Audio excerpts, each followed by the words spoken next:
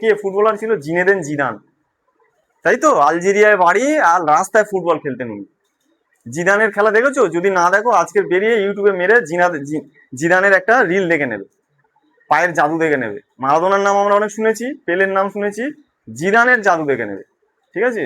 Zinedine Zidane, যে বিশ্বকাপের মাঠে একজনকে মাথা দিয়ে ঠুঁসো মেরেছিল, তার ফলে উনি ব্যান হয়েছিলেন সম্ভবত। জানো তো খেলাটা, ব্যাপারটা? উনি বিতর্কে এসেছিলেন, ওনার বাড়ির খুব মা বা কাউকে নিয়ে একটা বাজে মন্তব্য, কেন? ওনাকে ভাঙার জন্য।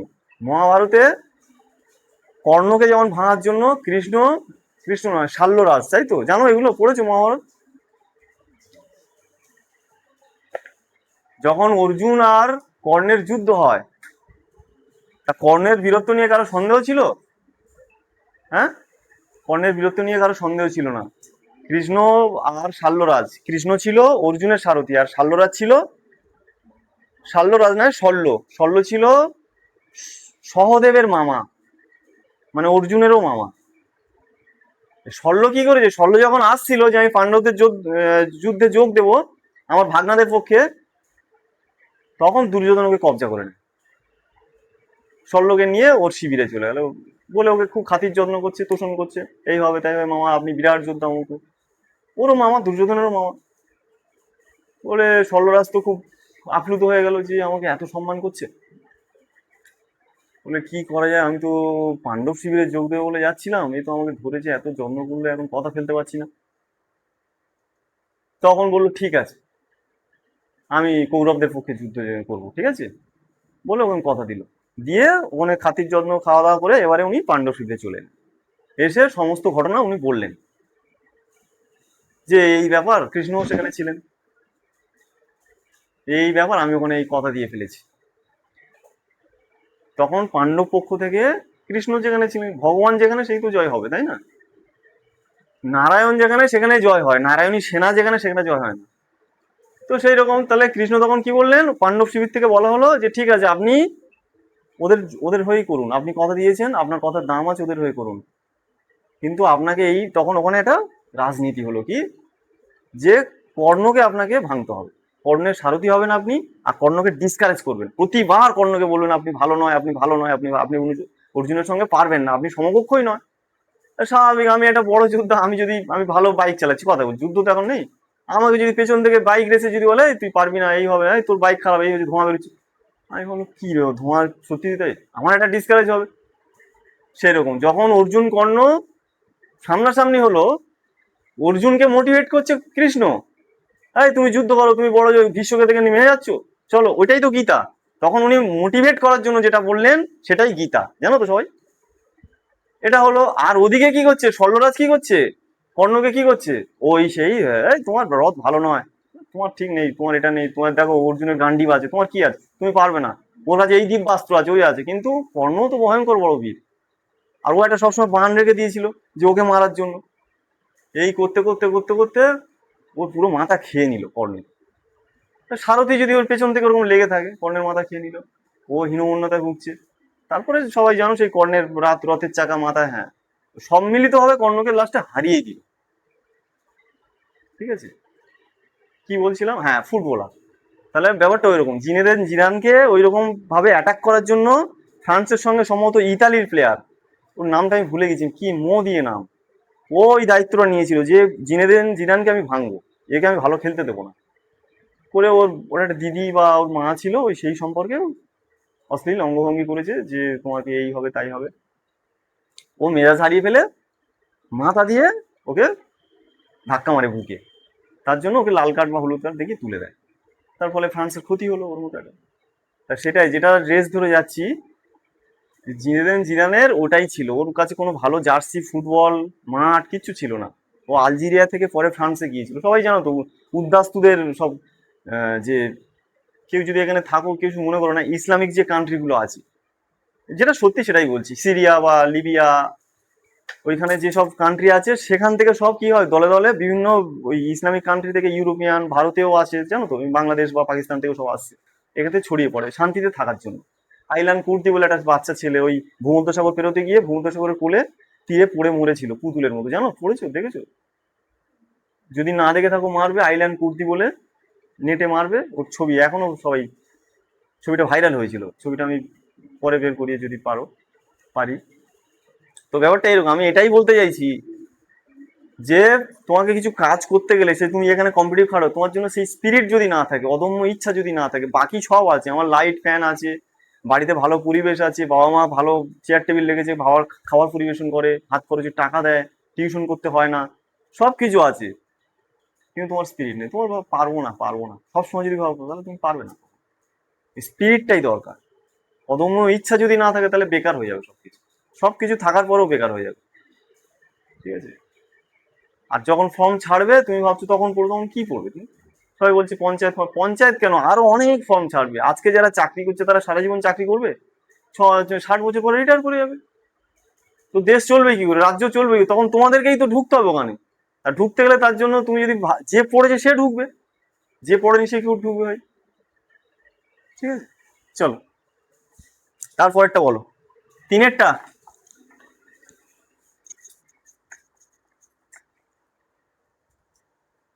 এই দেখো, এটা এরকম আছে, এই দেখো একটা সূত্র আছে এক্স ওয়াই, এই দেখো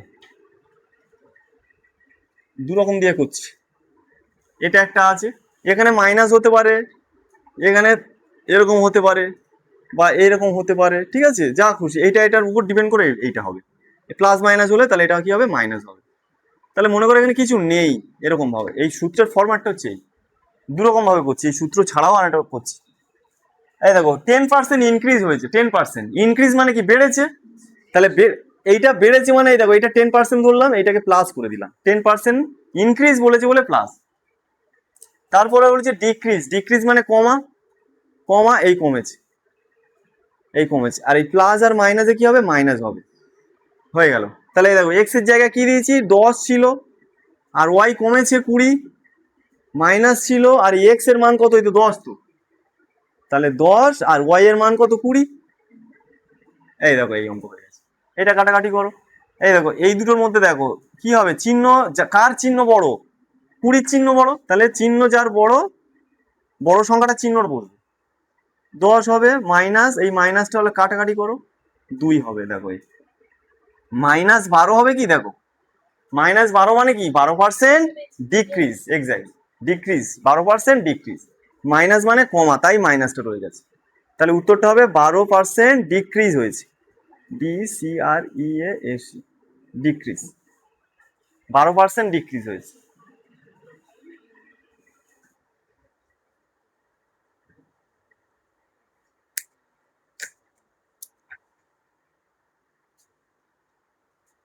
আরেকটা করাচ্ছি না,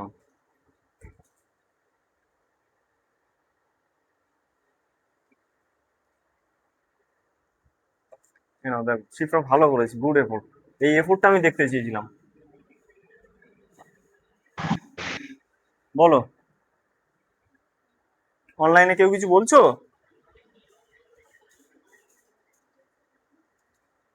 আরেকটা যেটা শিখিয়েছিলাম এটা করতে পারো, দেখো এই দেখো ছিল আর হলো, সেই একই ব্যাপার, ছিল আর হলো, ছিল 100, এই দেখো ছিল 100, আর কত হলো, 110 হলো না, 100, 10% তো বেড়েছে।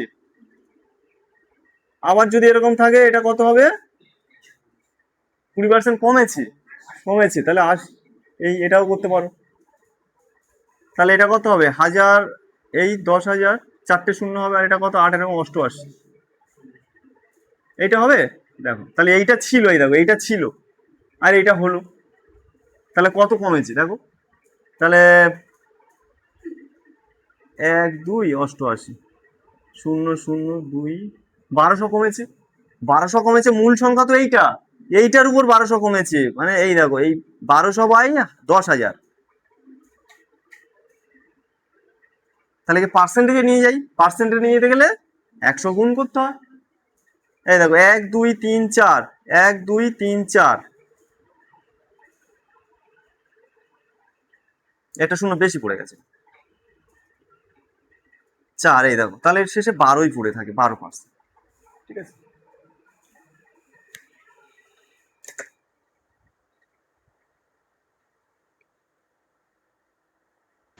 স্যার, বলো। হ্যাঁ স্যার, বলছি যে 10,000 থেকে মানে 8,800 বিয়োগ করলে 1,200 আসছে। আর আপনি যে ওই যে 1,200 নিচে ওই যে 10,000 ইন্টু 100, স্যার এই 10,000টা লিখেছেন ওটা কি বলেছিল বুঝতে পারছি না ওই লাইনটা। আমার ছিল টোটাল 10,000 টাকা। হ্যাঁ স্যার। এই 10,000 টাকা থেকে কমে বেড়ে আলটিমেট হলো আমার 8,800 টাকা। হ্যাঁ এবার আমার কত কমেছে? 1200 টাকা। হ্যাঁ সেই স্যার। এবার দেখো, আমার মূল টাকা তো ছিল, অরিজিনাল আদি টাকা ছিল তো 10,000 টাকা। হ্যাঁ তার উপর পার্সেন্টেজটা করতে হয়, সেটাকে নিচে দিতে হয়। মানে তুমি যদি লেখো যে 10,000 টাকায় কমেছে 1200 টাকা, তাই না? এটা যদি তুমি লেখো এরকম লিখতে হবে যে 10,000 টাকায় 10,000 টাকায় কমেছে 1200 টাকা। এক হ্যাঁ। টাকা আর 100 টাকায় কত কমেছে? 100 টাকাটা কেন পার্সেন্টেজে করতে হয় বলে 100 টাকাটা আনলাম। এই তো আচ্ছা। এইটা। তাহলে এইটার দেখো, এটাকে কত ভাগ করেছে? এটাকে 100 দিয়ে ভাগ করেছে। এই 1200কে 100 দিয়ে ভাগ করে এটা, তাহলে এটাকে 100 দিয়ে ভাগ করে দাও। হ্যাঁ বারো স্যার। এইটা মূল টাকাটা, আদি টাকাটা, সেটা নিচে দিতে হয়। ঠিক ঠিক আছে। আছে, এইটা। তারপরে বলো চারেরটা। 3, 4, 5 হয়েছে? কার হয়েছে বলো, হয়নি সেটা করাবো। রেসপন্স চারেরটা একটু দেখি খাতার কেন তোমার লেখা আছে। চারেরটা তুমি করেছিলে শিফরা? এই তো করেছো, দেখি কি করেছি। না, এই জটিলে যাওয়ার দরকার নেই, আমি করছি। এত জটিলে যাওয়ার দরকার নেই।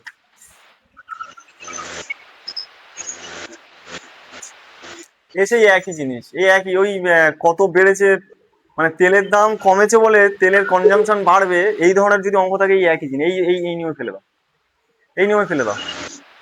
করো, এই নিয়মে ফেলে। এটা সহজ লেগে যাচ্ছে দেখছি। এই সূত্র ধরে ফেলো, এই সূত্র বা এই সূত্র ধরে ফেলো, করে দেখাও দেখি অঙ্কটা। একটা রিডিউসড হয়েছে মানে কমেছে, আর একটা কি হয়েছে? ইনক্রিজ হয়েছে, বেড়েছে। তাহলে রিডিউস মানে প্লাস, রিডিউস মানে এটা মাইনাস হবে, আর বেড়েছে যেটা সেটা প্লাস হবে। এই ফরম্যাটে ফেলে দাও, চেষ্টা করো, বলে দিচ্ছি। দাম ছিল 100 টাকা, বিক্রি ছিল 100 টাকা। অঙ্ক হবে, এটা জটিল হবে আর একটু, মানে তুমি একটু ইলাস্ট্রেট করে করেছো। 25% কমলো, ঠিক আছে, বাড়লো, নতুন রেভিনিউ। এই যে দেখো 75 আর 175 তুমি গুণ করছো, এই গুণটা করতে গেলেই তোমার অনেক সময় যাবে। ঠিক আছে, ঠিক আছে, ভালো হয়েছে, গুড এফোর্ট। দেখো এই অঙ্কটা করছি, দেখো, বলো কত রিডিউসড, কত বলো? এটা কি করবো, শব্দ হচ্ছে। ম্যাম একটু আসবেন এখানে। কত কমেছে বলো, কত? দুটোই কমেছে না দুটোই বেড়েছে? এক, আচ্ছা, একটা কমেছে একটা বেড়েছে। তাহলে কমেছে সেটা আমি মাইনাস করলাম, আর বেড়েছে এটা প্লাস করলাম, তাহলে প্লাস মাইনাসে মাইনাস। ঠিক আছে, বলো কমেছে কোনটা? ওইটা একটু সাউন্ড করছে না। হুম, কমেছে কত বলো?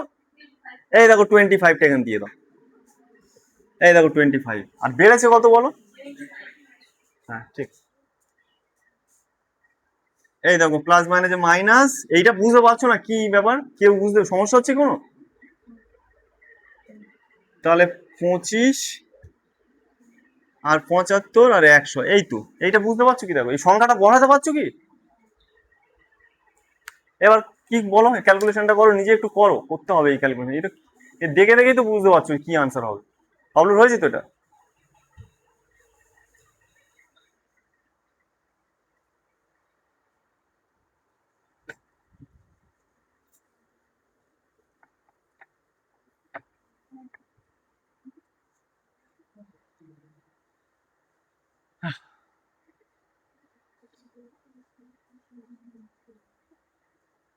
বলো, উত্তর বলো, হয়েছে ম্যাম? কত বলো আনসার? 31.114। আর কার হয়েছে 31.114? গুড। মানে 31.125 হবে। এটা ক্যালকুলেশন করে দেখাও তো পিছন থেকে, সব কারা কারা একটু সংকোচ আছে বা ভয় ভীতি আছে। ভয়ভীতি না কাটালে এগুলো মাসের পর মাস থেকে যাবে।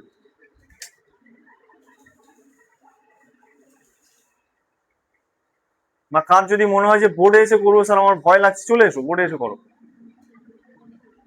ভয় ভাঙালে নিজেদের লাভ।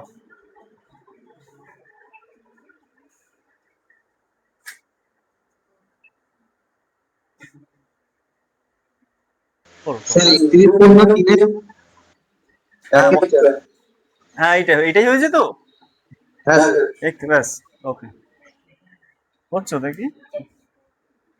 আচ্ছা এই দুটোর মধ্যে দেখো, এই দুটোর মধ্যে যোগ বিয়োগ করছো তো, তাহলে বড় সংখ্যাটা 75, 75-এর প্লাস, প্লাস 50 ঠিক দিয়েছো। তাহলে মাইনাস, এটা কাটাকাটি করে এইভাবে কাটা একটু ইয়ে করে করবে তো, ভালো করে পরিষ্কার করবে। আচ্ছা করো দেখি। 25 দিয়ে 100 কাটলে 4 হবে। সেটা আরো ঠিক আছে, চলো 3 25 এই 75/4 এখানে দাও, এখানে দাও। মাইনাস 75/4, 50, 25 দিয়ে 100 কাটো, 4 25 100, 4 25 100, 25 আর 100 কেটে দাও, দিয়ে নিচে 4 দাও, নিচে 4। হ্যাঁ বলো।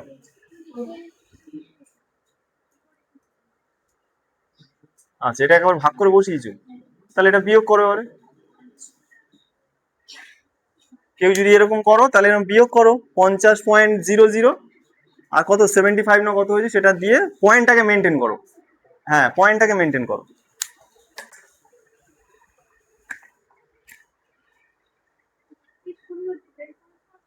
31.2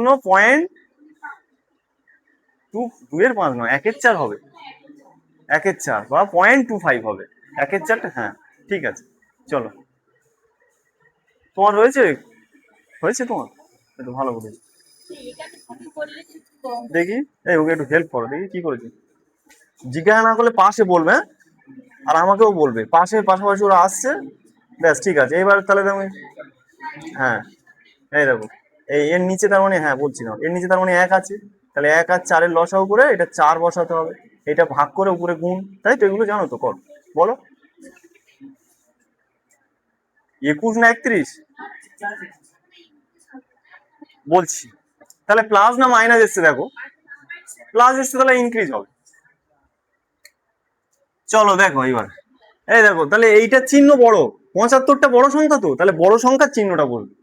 তাহলে প্লাস 50 মাইনাস, এই দেখো এই 4, তাহলে 75/4 হয়ে গেল। তাহলে 4 200 মাইনাস 75 125, তাই তো? এটা হয়েছে সবার। এবার ভাগ করছি দেখো, 4 দিয়ে 125 ভাগ করো, 5 নামলো, ভাগ হয় না, এই ভাগ হয় তাহলে 1 খাবে, 4 একে 4 1, তাহলে পয়েন্ট খাও, ওই এটাও সঠিক উত্তর, অসুবিধা নেই। আর পয়েন্ট খাই যদি তুমি একটা শূন্য নাও, 4 2 8, এরপরে 5 হবে, তাহলে এটা হবে 31.25, এটাই আনসার। এটা কি হবে তাহলে? প্লাসে আছে দেখো, প্লাস 50 ছিল, তাহলে প্লাস ছিল, এই দেখো এটা 200 এটা 75, তাহলে এর প্লাস চিহ্নটাই হবে না এখানে, তার মানে আলটিমেট প্লাস হবে। চিহ্ন কার বড়? 200টা বড় সংখ্যা, তাহলে বড় সংখ্যার চিহ্নটা আমি নেব, তাহলে প্লাস হচ্ছে, প্লাস হচ্ছে মানে বাড়বে, ইনক্রিজ হবে।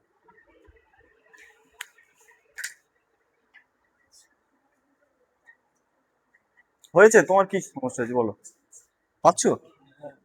হ্যাঁ ওর হেল্প নেবে, তারপরে যদি না সমস্যা মানে মেটে না, আমাকে বলবে, ঠিক আছে? প্রশ্ন করতে হবে, তুমি লুকিয়ে থাকলে হবে না, ঠিক আছে? ঘুরে বলবে, তুমি এখানে ফিস দিচ্ছ, পড়ছো, লুকোচুরির কোনো গল্প নেই ওখানে। তারপর বলো 5-এরটা না কার কোনটা বলো, আর করাতে হবে না, নতুন অঙ্কে যাবো এবার, বলো রেসপন্স করো, নাহলে আমি নতুন অঙ্ক করাবো। চলো তাহলে নতুন অঙ্ক।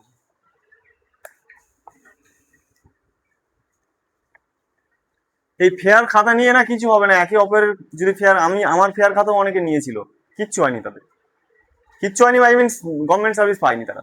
ওই ফেয়ার খাতা নিয়ে কিছু হয় না।